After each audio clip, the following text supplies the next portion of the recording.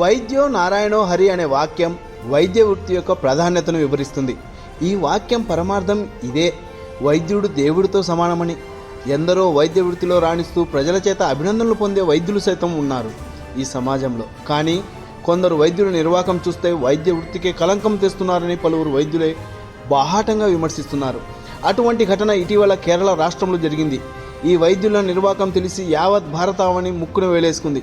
ఇంతకు ఆ వైద్యుల నిర్వాకం ఏమిటంటే, కేరళ రాష్ట్రం కోజికోడ్ పట్టణానికి చెందిన ఓ చిన్నారికి పుట్టుకతోనే ఒక చేతికి 6 వేళ్లు వచ్చాయి. సాధారణంగా ఒక చేతికి 5 వేళ్లు మాత్రమే ఉంటాయి. కానీ ఈ చిన్నారికి 6 వేళ్లు ఉండగా ప్రస్తుతం 4 ఏళ్ల వయసు ఉన్న ఈ చిన్నారికి శస్త్రచికిత్స చేయించాలని తల్లిదండ్రులు భావించారు. ఈ క్రమంలోనే కోజికోడ్ మెడికల్ కాలేజ్ హాస్పిటల్ వైద్యులను వారు సంప్రదించారు. సదరు వైద్యులు ఆపరేషన్కు సైతం సమ్మతించారు. దీనితో ఆపరేషన్ తేదీని తెలుపగా ఆ తేదీన చిన్నారిని తల్లిదండ్రులు వైద్యశాలకు ఆపరేషన్ కోసం తీసుకువచ్చారు. ఇక తమ చిన్నారికి ఉన్న 6 వేళ్ల సమస్య తీరుతుందని ఆ తల్లిదండ్రులు ఆనందపడ్డారు. శస్త్రచికిత్స అనంతరం వైద్యులు హుషారుగా ఆపరేషన్ సక్సెస్ అంటూ బయటకు వచ్చారు. దీనితో మరింత సంబరపడ్డారు ఆ తల్లిదండ్రులు.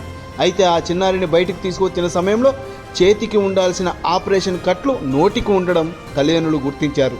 దీనితో వారు షాక్కు గురై నర్సును ప్రశ్నించారు. ఏమీ తోచని ఆ నర్సు అలా సైలెంట్గా ఉండిపోయిందట. ఇలా తమ చిన్నారి వేళ్ల శస్త్రచికిత్సపై వస్తే నోటికి చేస్తారా అంటూ వారు వైద్యులను ప్రశ్నించారు.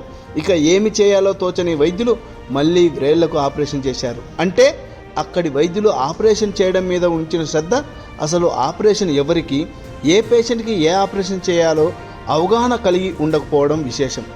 ఒకవేళ చిన్నారి నోటికి శస్త్రచికిత్స చేసే సమయంలో పెను ప్రమాదం జరిగి ఉంటే ఆ వైద్యుల సమాధానం ఏమీ ఉండేదో మరి అంటూ విషయం తెలుసుకున్న స్థానిక ప్రజలు ప్రశ్నిస్తున్నారు.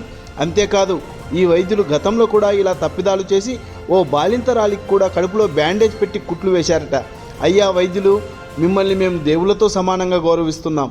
మా ప్రాణాలు మీ ప్రాణాలు అనుకోండి, మా ఆరోగ్య రక్షణ మీ బాధ్యత అనుకోండి. మీ వృత్తిని మీరు కూడా గౌరవించి ప్రజల ప్రాణాలతో చెలగాటాలాడవద్దని ఆ తల్లిదండ్రులు, స్థానిక రోగులు అక్కడి వైద్యులతో ప్రాధేయపడ్డారు.